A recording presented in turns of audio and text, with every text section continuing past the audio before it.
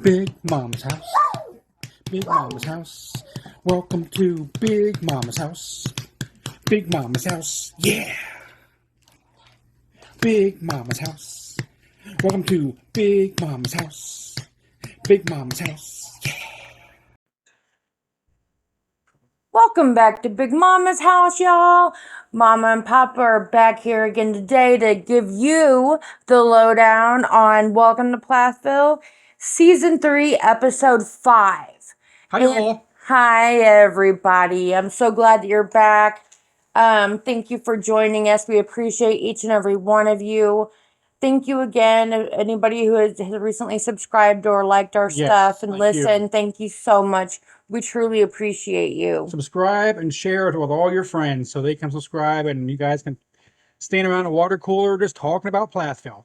Exactly. Talk about Mama in the house. You got someone to talk about that guilty pleasure with. Plus, we have other episodes too that we do. But we're really concentrating right now on Plathville. But we are going to have some other episodes. Well, Elizabeth and I do Sister Wives. And Sister Wives. But we're also going to have some more episodes coming out about the family. Yes, very much so. Very soon. So, episode 5 starts out with Barry and Isaac swinging some golf clubs in the backyard because they are going to the golf driving range with Micah. And Micah shows up, yep. Yes, he's going with them.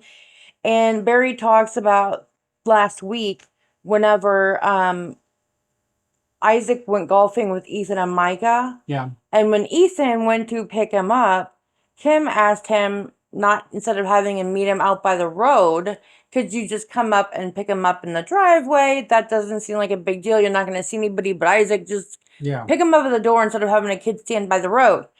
And you don't think Kim would stand at the doorway like a creeper, staring out? Well, I'm sure all the kids would have been out looking out the windows and everything. But Ethan said no, and he even turned around. He would rather stick it in Kim's eye than hang out with Isaac. Yeah, this isn't even about Isaac, obviously. If this was about him when he spent time with Isaac, he would have stuck it up for a few minutes. With the damn door. A few minutes, and Micah could have went up to the house, knocked on the door, and had him come out. Right? You know, but no, this proves it. This has nothing to do with Isaac and the kids. This is all about Mom. I don't even think it's much about Dad anymore. I think it's mostly something happened 90% about Mom. When at the end of last season, he knew that Barry was it was equally as the issue as Kim. And now, all of a sudden, it's all about Kim being the bad guy. Yeah. And I don't know what the heck happened. Ethan was going to punch his dad. He looked like it anyway. He did. Well, Barry said that Isaac isn't easily swayed. He's a young man who knows who he is and everything.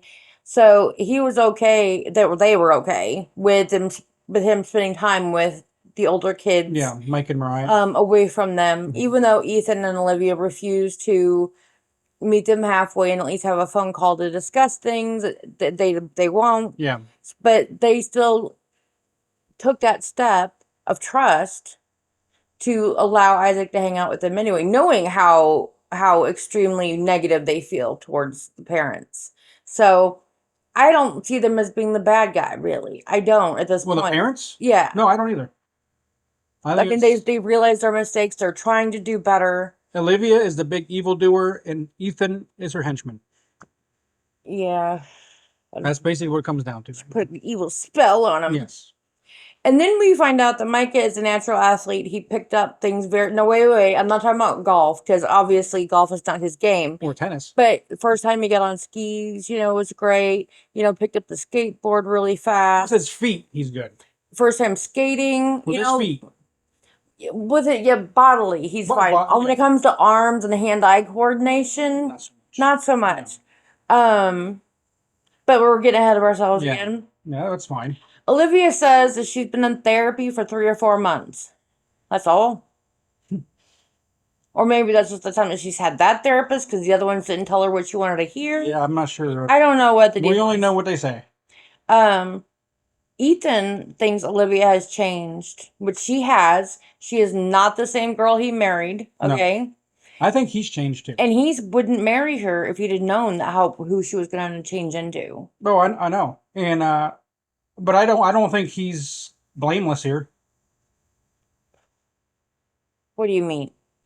Well, I mean, why let it get this far? Why not say something before he becomes emotionless and sad all the time? I mean, we don't. He hardly ever talks to her. Okay, You're getting ahead of me again. what are you talking about? He hardly ever talks to Olivia. Yeah, about his emotions. I'm saying if he would open up more to and tell her how he feels, he wouldn't be this far. He needs to open up. I think a lot of this stuff he does talk about off camera because he doesn't want to say certain things on camera. He's smart enough to know that like he doesn't tell them every single thing he thinks, you know what I mean, about everybody because that that's dangerous. Yeah, So they all know enough not to say every single thing. But I like how Olivia decided to let us know that her mom gave up all of her dreams and everything she wanted for her dad, and she doesn't want to be like that. And I think all that stuff from her childhood is what is driving this intense need for sudden change and a constant new and change. Like she can't sit still and be comfortable anywhere but because, oh my God, I might be turning into my mom. why does Ethan is the only one who has to change, but Olivia doesn't? Exactly. That's what I'm saying, that everyone has to change for her Yeah, to suit her. I mean she's changed. And She's what gotten suits worse, her will change from day to day. but she's gotten worse. She Yes. hasn't gotten better at all with her change. And but that's my next note. She doesn't want her to give up everything, all her dreams, all her things that she wanted for her life for her dad. Mhm. But she's doing the same thing to Ethan in reverse. She's forcing him to give up everything he loves and all his hopes and dreams. I believe. And she's still talking about wanting to be accepted. Okay, yeah, he's upset that you've changed this quickly, this fast, and expecting him and forcing him along, of course, but he's going to have trouble accepting that you're a new person and not the person he married 2.5 years ago. That's my thought on that. I believe she's seen a sucker when she met him.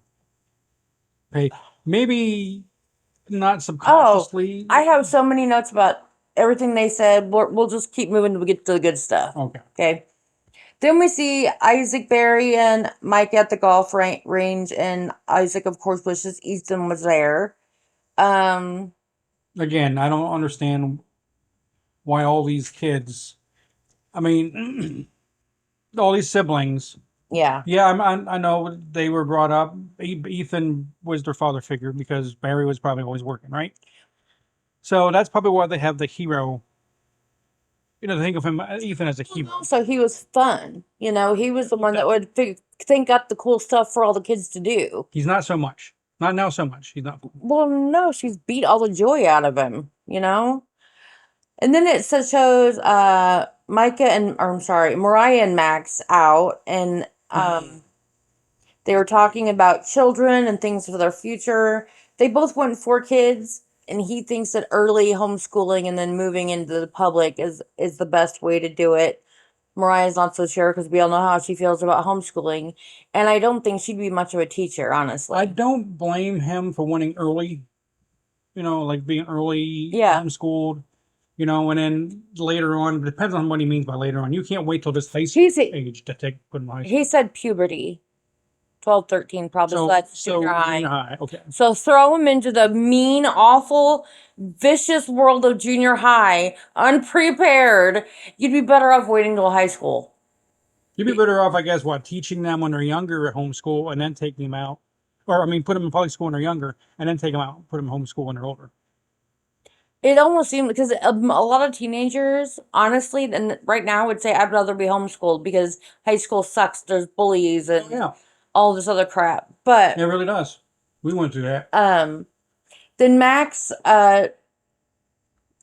lets slip or whatever that he does not like Mariah's skimpy clothes, and Mariah slips out, "Are you trying to control my clothes?"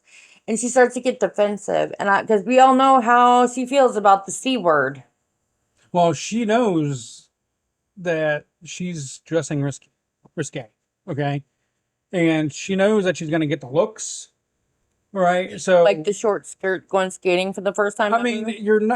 you're not going to get looks from all parts of life, okay? When you're wearing clothes like that, from men, women, all over, you're going to And get, I'm sorry. and they're not going to be good looks. I know that, yes, a lot of people want to look good every day and take all that effort to do that every day, and God bless them, Hmm. you know, whatever makes you happy. But you cannot tell me that you do that solely to make you feel good. Everyone does it. A little piece of them is so that everyone else thinks they look good too. I mean, that's why people work out, right, to stay healthy, but a lot of them work out So they get looks. Like Micah in front of the mirror, okay? So they look better. So I mean, you have that aspect too. And then Max asked her, does her confidence rely on you showing your ass to people? That was way not okay. Now, Like he should have worded it now differently. here's the thing: they've been together for over a year, okay? So they're not like they're not like freshly 2-3 months together. Right. Them saying It's this. been a year. It's been a year plus, I Yeah. believe, right at this point. So I think maybe he should have worded it differently, but he had every right Yes. to ask that. Oh, I agree, but that was the wrong way to do it. That was the wrong words to I use. probably would have said the same thing. And then she says, "No wonder mom and dad like you." And Max called that smart assy because he knows that was a dig. Yeah, And that then was Mariah said that it's not a woman's problem to make sure that men can control their emotions. True. yeah, True, Mariah. You have a good point there. yeah. But She's seen that somewhere. She didn't come up with that or not. but you need to have some RESPECT for yourself. Keep that part of yourself, you know, for your loved one. Yeah. It's not for everyone else's view. That's the point I think Max was trying to make. It's not about control, it's about respecting yourself and your partner enough. If you're not with somebody, you do you, because Yeah. all you gotta do is make yourself happy. But if you're in a committed relationship, that person and their feelings about how much skin you're showing should count for something. See- Maybe not, they can't say quote unquote control how you dress or tell you what to wear, but maybe saying, hey, this length or shorter or whatever, this top and this amount showing is uncomfortable for me. If we could keep it beyond that, that's not control. That is an ask Yeah. for love and respect and being heard and all that stuff in return. And again, Do you think she would dress like this if there was no TV show? I think she dresses even more so with the cameras than she does off the cameras. I don't know. I think she likes dressing however she wants to dress, even sitting at home. Honestly, I think it's just because, again, just because she can. It's the freedom that she didn't have when she was younger and so much younger. I mean, it's just a couple years ago. Yeah. You know, Like 3, 4. couldn't wear everything she wanted to wear when she wanted to wear it because, again, mom wanted her to have respect for herself. And I'm not saying from the neck to the ankle cover Yeah, thing. no Amish. But again, they let her wear jeans. They let her wear tank tops, and it's like the spaghetti strap little tops. It's not like they were being unreasonable. She owned a bikini to go to the beach. So But they didn't like going to the beach in the bikini though. The parents. no, I'm just saying said that. they knew that. Yeah. But so anyway, we're getting way off topic again. I do that a lot. But No, I mean anyway, that's good. and I also think you need to be classy. You can be beautiful and sexy and hot and all that stuff and be classy and showing only the bits that you want to get. It's a tease. You don't want to give everything away. You have to Yeah. give them a little tease. Yeah. Okay? Bits. That's just my little mom advice for Mariah. I don't know if she's listening, but if anybody out there knows her, girl, I got you. You're young. You're just experimenting with everything. I know you're at a whole different phase now in your life, but at this time, I feel like it was just about freedom. That would make more sense if we were live. What do you mean? No, I'm saying ever. No. If like people rag on her about her stuff, I'm just saying she's so young, and it's all about just because she can. Yeah. Right there. Yeah. But she's only doing that with her. She's a rebelling teenager. She's still only doing that with her surface stuff. You know what I mean? So it's not like she's out there like partying and doing drugs and drinking and whoring around and whatever. She's still, yeah. She's just She's being responsible. her own self, you know? Being responsible when it comes to that. So Max apologizes and admits he has an insecurity. And she says she will try to be more considerate. She doesn't sound like it though when she said it, because she's still defensive, thinking that he just wants to control her like her parents did. Oh, that's the first thing comes to her mind. Yeah. Everything. And it's like, Instead of like he cares for her and loves her, he doesn't want to share her. right. Okay, she's taking control. And again, sometimes it's about how you word it and about explaining exactly how it makes you feel. It doesn't make me feel insecure. Maybe it makes him feel concerned for her safety, Yeah. you know? Yeah, because he's not always around her. And she's a tiny little girl. I mean, I know she's a woman, but she's tiny. Because she goes out sometimes with Olivia, Yeah. you know, or other girlfriends, and they're not going to protect her. Right? I just hope she has mace in her purse. Right. Or, Okay. Well, yeah, at least mace. Then we're back to a really, really fun part, I thought, where Isaac was going on his first pilot lesson. He was actually driving a plane before a car. Could you imagine that? And how cool is that, though? Yeah. And yes, the parents say he pays for his own lessons. And they, well, Barry was speaking, believe that you appreciate stuff more when you work for the money and know exactly how much something really costs. And I 100% agree. Oh, I do too. You know, I mean, I don't know. I might have pitched in a little bit, you know, and been like, hey, man, you worked really hard. You paid for this many lessons. We're going to get you the rest of the way or whatever. Yeah. Something like that. But whatever. I'm a little bit more. I'm a giver. I'm a doer. I'm a fixer. So that would be my first instinct. Yeah, I think I would have appreciated my very first car, or taking better care of my very first car, if I would have bought it instead of my parents. Exactly. But when they bought me that, like the 1979 Pontiac Le Mans, I just couldn't keep it on the road and I wrecked it. And I'm like, oh well. No, Yeah, I'd have 'cause bought you it can pay myself. for it. If I bought it myself, You it would would be a have. different story. Well, yeah, because you know exactly how hard you had to work for that, how many hours, how many idiot customers you dealt with. Don't get me wrong, it's only $300, but still. And this was way back in In 19. the 90s. No, it was yeah, it was 90s. Wow. Those are the good old days, folks. You probably can't find one of those cars now. No, not for $300.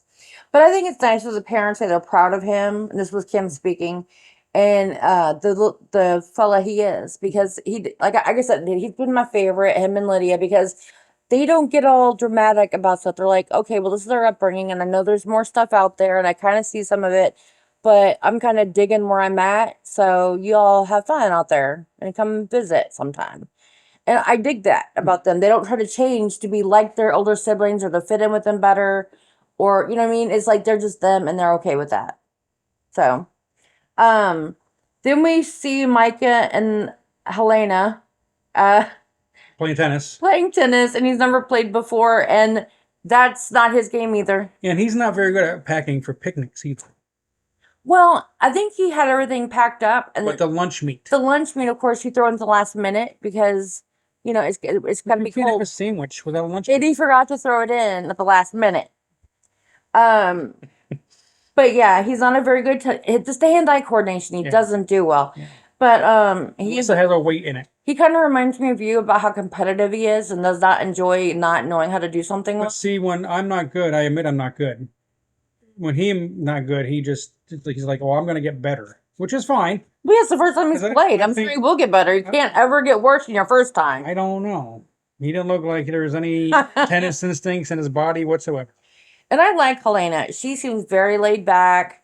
She doesn't like involve herself. She just, you know, is there for him. Yeah. And here's the thing, he didn't have a word for her. He said that she's like he's the person he thinks of if anything happens, the first person he wants to tell. So best That's friend. called your best friend. best That's what friend. I was gonna say.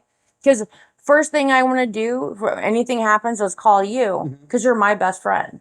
You know? Nothing happens to me, but you're still my best friend. No, or anything happened, Yeah. period. You know, it's like I want to tell you. So I get that. Ethan and Olivia make Micah not want to have a relationship because of all their drama. Oh, yeah. And I think that's because he's young. And of course, that's his brother, his older brother, his big brother. He looks up to him. Yeah. And he's like, if Ethan, you know, the quote unquote perfect brother, the perfect, you know, can't, you know, keep a marriage together, what chance do they have? Here's the thing. I think he's far from perfect, Ethan. Oh, well, but I'm talking about in the younger siblings' eyes. He's, Yeah, when they were younger, at least. Yeah. Yeah. What he And- should do, though, sorry, what he should do is look to his mom and dad. I mean, they've been married 23 years now at that time, right? Yeah. Now I know now there's probably issues because we're season 5, whatever. Well, but But here's the thing, though. They don't ever look to the parents as an example of anything I know. at this point. Mhm. So it's like Ethan and Olivia were the only people they knew who had grown up like them and gotten out. So Yeah. yeah, Or he should go put his relationship on Ethan and Olivia and do the things they're not doing. right. Like That spending should time be together. that should be a good example of what not to do. Because this is the part where we find out that they never see each other because she travels for her photography business all the time, and he has his job in cars and stuff that he just continues on with when she's not around. So even when she's home, he doesn't. I can understand when you're young and having a lot of travel in your job and being okay with that. But when you get home, you have to have an agreement that everything else kind of stops for a day or two so that you can reconnect, get to, hang out, be together. And they don't make time for that. And I don't understand as much as Ethan obviously loves Olivia. Yeah. Loves her to his marrow. He just doesn't know how to spend time with her because all she does is nag. Does he get paid to fix up these cars? He's only fixing up his own cars, right? It's Correct. No, it's just so he's not. So we don't even know what his job is. he at the point at the beginning of the season he was a copier repairman. That obviously that doesn't pay much. Evidently it does, and so does photography, evidently. Well, I mean, she's probably the biggest breadwinner, is what I'm saying. She's Oh, in probably the making show. more. Well, the other than the show, but I mean, if it wasn't for the show, she'd be making more money than Ethan. Maybe. I don't know. I really don't know how much repairmen make. Photography is a good business to get into. So after Olivia's therapy, she asks him to meet her at the Rose Garden in Thomasville to talk. She's sitting in her car crying, and she's deciding whether to stay with him or leave. Well, so then she would decide she wants to take some space. Her in that fucking space. If you need that much space, you need to be single. Get on a spaceship and go to outer space. Yeah, that's enough space for you. I'm so sick of hearing the word space. If you did a shot every time this bitch said the word space on the show, you'd end up with alcohol poisoning. It's ridiculous. And then she says, take some space because until he figures out what he wants, I'm not really able to have a relationship with him. Basically, are you going to give me what I want and move anywhere I want, or are you not? And I'll just divorce you. Yeah, Olivia's very frustrating. I could not talk about blind spots. She has a huge one about herself, and so does he. I could not be a friend with her. I could probably spot her out at a grocery store, spot her out and be like, that she's a snob. Anybody who has interactions of a negative way with almost every single person you know, yep. And it's always the other person's fault, that is a red flag right there. I don't know if you noticed, but when they're at California, it was her and her assistant taking pictures. She was kind of bossy to that assistant too, and not so good tone. Well, I don't know. I know photographers are very but I mean, bossy. She seems bitchy all the time. So. Well, Ethan was holding back tears when she's telling him all this, and said he said it doesn't make sense. I feel like I've worked so hard to give you a good life, us a good life at 22, and it wasn't good enough. What does he do? I mean, does repairing copiers make that much money? I've never even heard of him. That's called Office Max to me. Well, it depends on where you buy your copier. Anyway. So,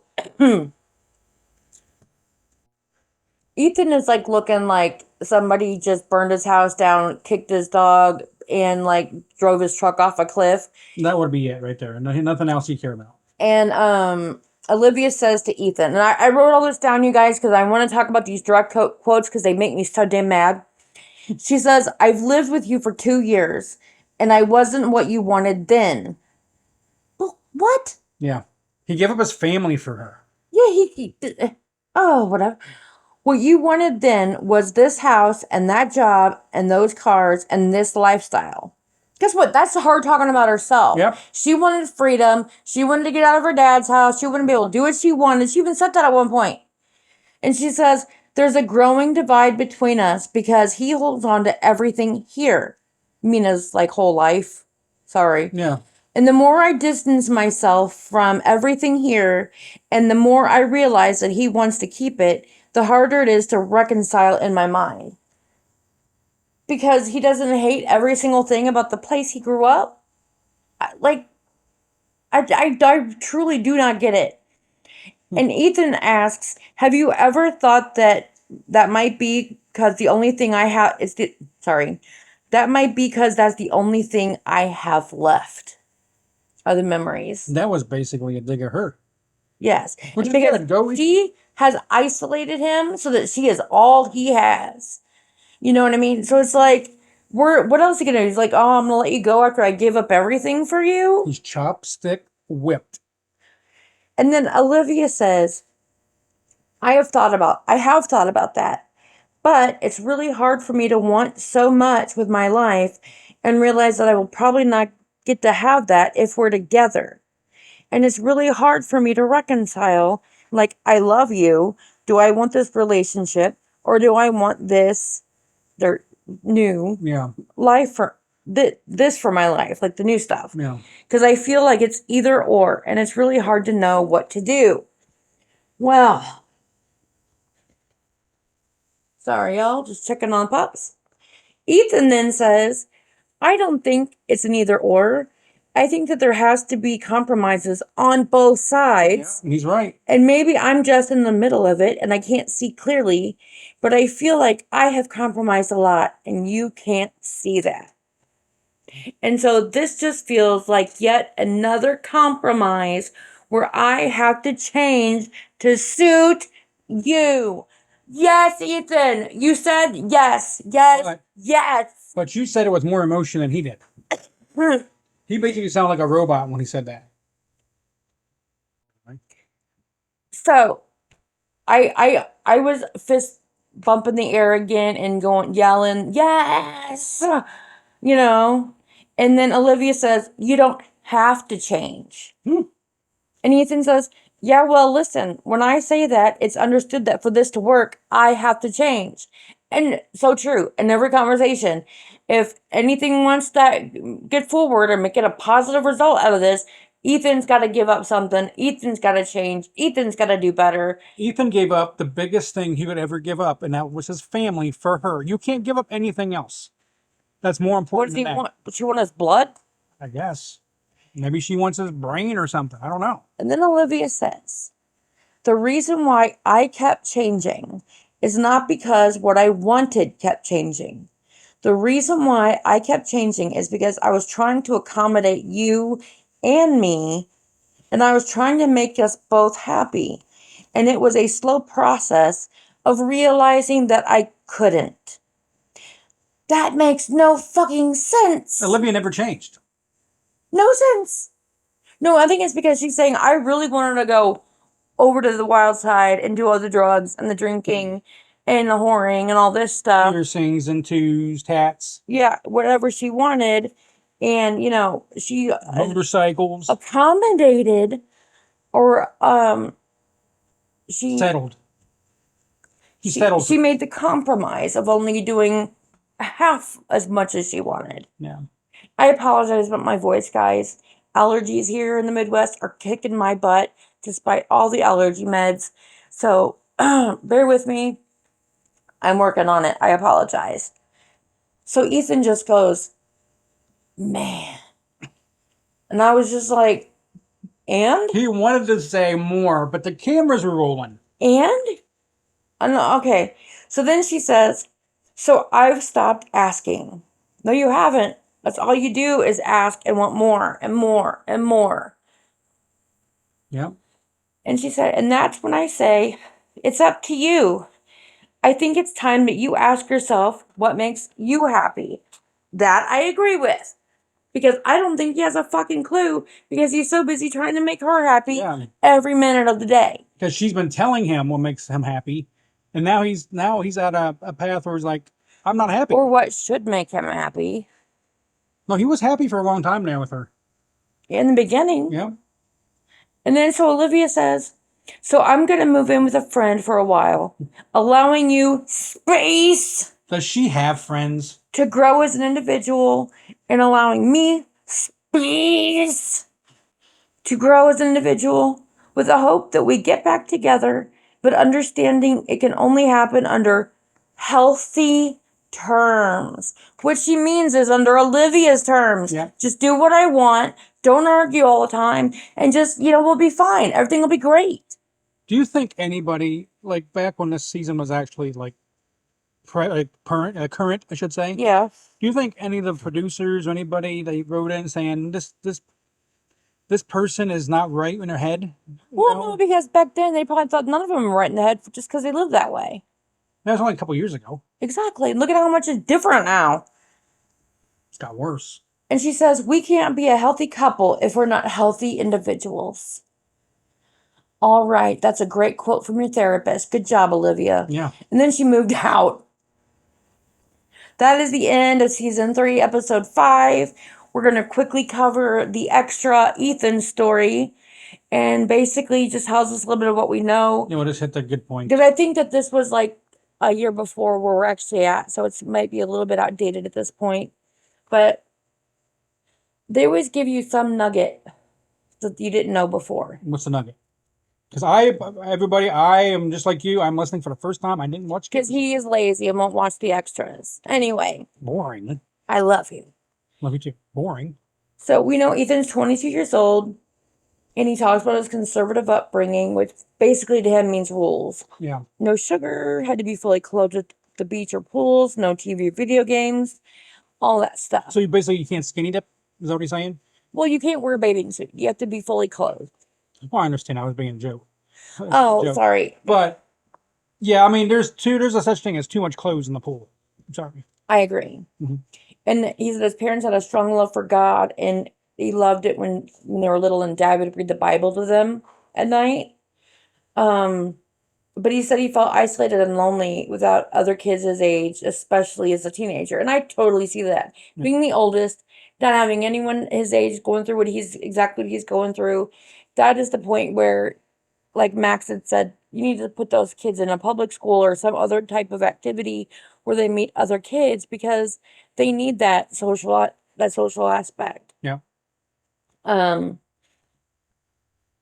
one thing he loved about having a lot of siblings was that if you didn't like one, go find another, but another sibling. If you're mad at one, yeah, go talk to the other one. There's plenty of them to go around. There's 8 altogether? 8 siblings? 9 altogether. I mean, after Ethan, there's 8. Yes. So you had 8 people to talk to. Exactly. Yeah. Of course, we know his favorite sibling is Isaac. That's his little buddy. Micah might be up there too. And even admits that their upbringing was very good for imagination, and he had a good one. He, like I said, he was always the one coming up with all the games and the little stuff. Like their grandma gave them a camcorder as a gift, and they would remake movies they had seen while the kids would act in it. I think that's super cute. Like we did that, but we didn't have a camcorder. And the upbringing allowed them to find what you really love. And his was fixing things. And like we talked about a little bit before, his mom would give him an alarm clock, a mixer, other kitchen gadgets, just to be able to take them apart and see how they work. Together. Yeah. Yeah. And so, and he would take lawnmowers apart and made little cars out of them. Now, it reminds me of my grandpa. He didn't make little cars out of them, but he would see like broken down or free lawnmowers on the side of the road. He would pick up every single one, take it home. For parts, right? For parts. And then he would make like like a Frankenstein.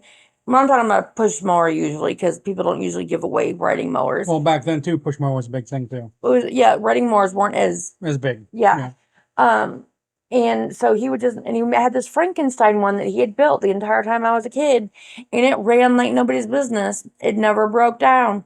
And he would but other people would bring him stuff to fix. Mm-hmm. And so he would use those other ones as like parts to fix other people's mowers. So yeah, but he never went to school for it. Just he came to the world mechanically inclined, kind of like Ethan.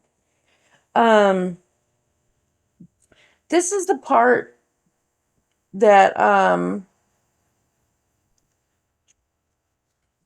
okay, when he told you when he was like 13 or 14 years old, that's when he fell in love with classic cars. And that was That's his passion. That's Yeah. the thing he loves. And when he met Olivia, he was 16, and at that homeschool, the family homeschool camp in North Carolina, he thought she was elegant. Okay?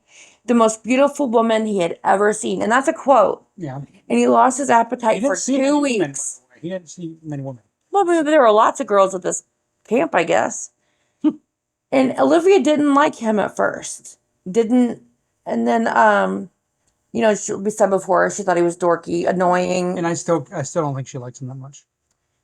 I think, yeah. I think he was just an escape for her to get out of the family. Yeah. So they didn't see each other for a couple of years, and they started writing letters. And they wrote letters for 2 years. So from about 16 to 18, okay? Now, if you can't write letters for 2 years and you get to really know someone, like really know them, I would lose interest, by the way. I know you're not a reader. I'm a writer. But how do you not know them?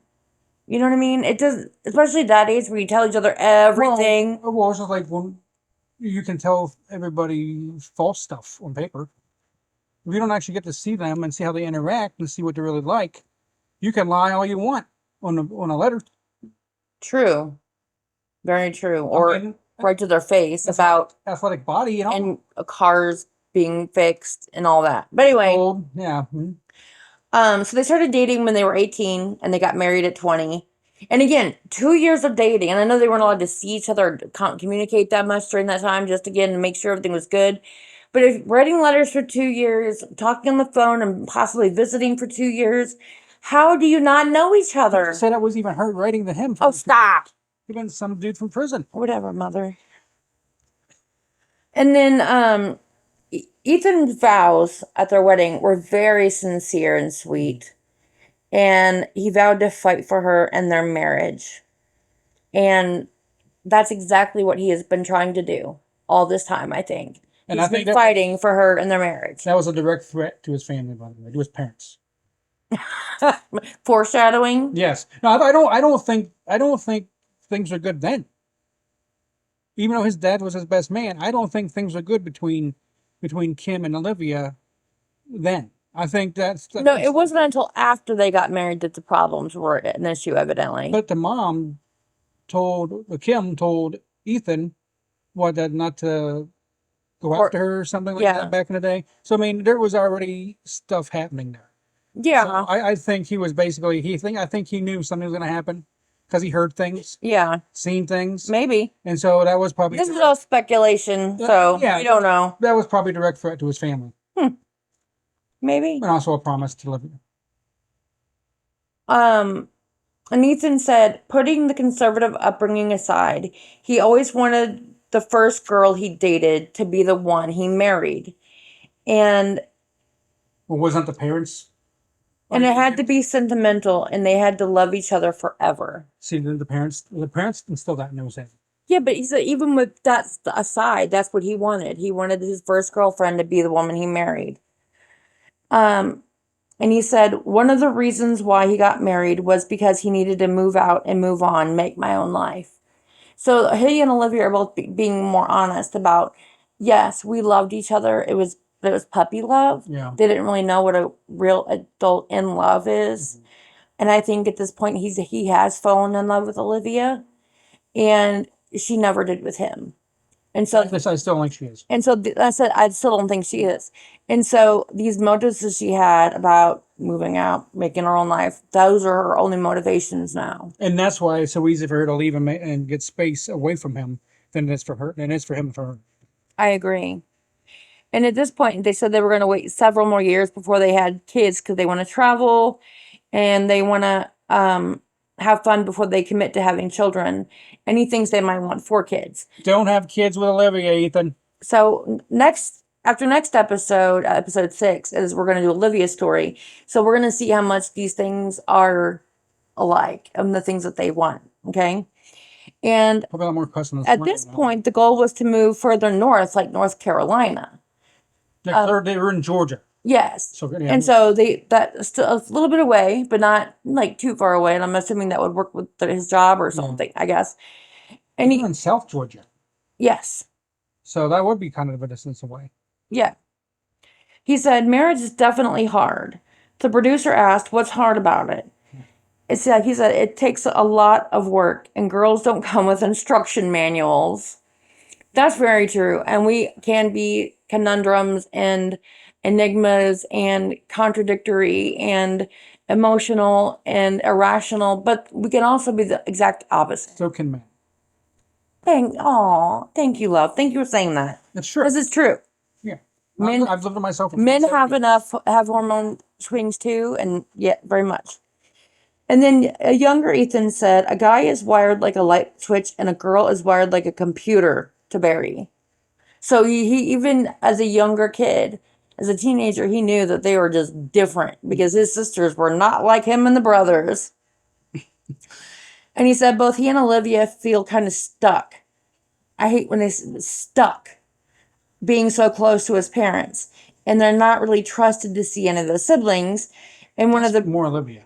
And one of the big reasons they want to move is to have a little more space. Now, please don't spoil it for me. Just give me a hint. Does he realize how right his parents were about Olivia coming up soon? I don't know. We haven't got there yet. Really? 2 years later? Well, 2 seasons later? We'll see. No, I'm saying. Okay, off the microphone. Okay. And he said he didn't see any more of the tension and drama coming when he got married. So I bet when they got married, he was just in love. He was so excited to be able to be on his own and have a wife and have his own house and family that he really didn't see, because he is that kind of oblivious guy. So he walks through life with blinders on, and he doesn't see all the kind of whatever nonsense going on around, like other people's emotional stuff. Like, so he's just like, walking through life until Olivia goes, bam, I got needy. I need you. And he's like, I've always been needy, but I've been hiding it from you. He's like, oh, okay. I don't know what to do with that, but okay. That's just my take on it. So he thought going around just being in love is going to be great for his marriage for the next 40 to 50 years. Well, that's all it needs is love. When you're very young and you don't have a lot of experience, that's what you think. That's when it hurts to be sheltered, right there. Yeah. When you only have that one girlfriend. Yeah. You don't get to see the different personalities and everything out there. Yes. With different women, different girls. That's when being homeschooled and being sheltered hurts an individual. I agree. Right there. I agree. He said, he really regrets trying to keep the peace when I should have said, don't treat my wife like this. Don't talk to my wife like this. How about you don't talk to my parents like this, wife? Yeah, like, why can't we all just get along, yo? Yell at both parties, not just one. And he says that meeting Olivia was the best thing that ever happened to him. And the worst thing. Well, we'll see, won't we? I'm believing it is. Okay, guys, that was a lot in that episode. I hope he finds a country girl down the road, just like him. I hope so. That would be lovely if he was just happy. It'd be so boring. Ethan to be happy. It'd be so boring if you talked about Ethan and some girl named Megan. No, really, because you could have small town fun. You know what I mean? It's like, look what everybody had to do during COVID to entertain themselves. People can have lots of... But you got to admit, though, I mean, with Ethan and Olivia's different personalities, it does make for a good conversation. Yeah, but... Ethan and Megan won't go too far. I just want Ethan to be happy. Unless you made Megan evil. I don't really care right now what happens to Olivia, but I want Ethan to be happy. Yeah, I'm hoping Olivia changes. Me too. I'm hoping that she gives us a reason to be like, woohoo, back on the O train, you know? Yeah, the O train. All right, you guys, come back and see us again next time when we talk about Welcome to Plathville, Season 3, Episode 6. Until then, please spay and neuter your pet. Subscribe. Wear your seatbelt. Subscribe. Use your turn signal. Subscribe. And please, y'all, please be kind. And subscribe. Bye. Bye.